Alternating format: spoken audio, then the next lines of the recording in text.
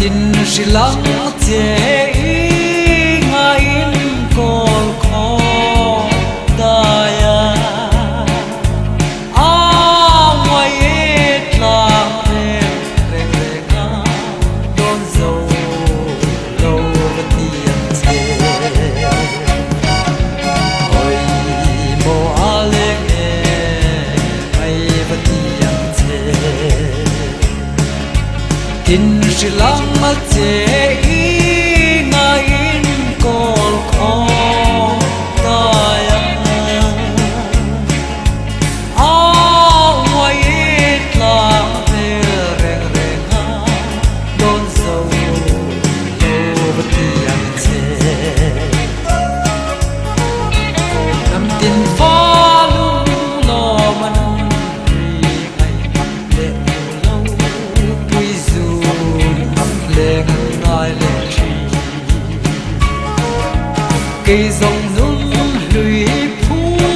lâu quý dùm ca ngai lâu hui và sang thiam tê pha nang ca đông rùa quý vào hui mô a lê nghe hay mi vào cây dòng nung lùi phu lâu quý dùm ca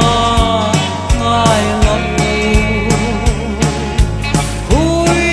và sang thiam tê mà ca lung rùa đi vào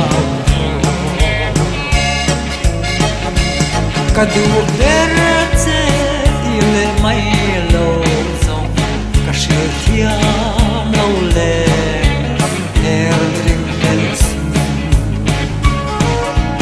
em thì dài giang nghe đi nắng nên cân ca ra bia dài nên cân vô bát để em thấy lâu nuôi để chi ôi vô a lên em mây nuôi để chi em thì dài giang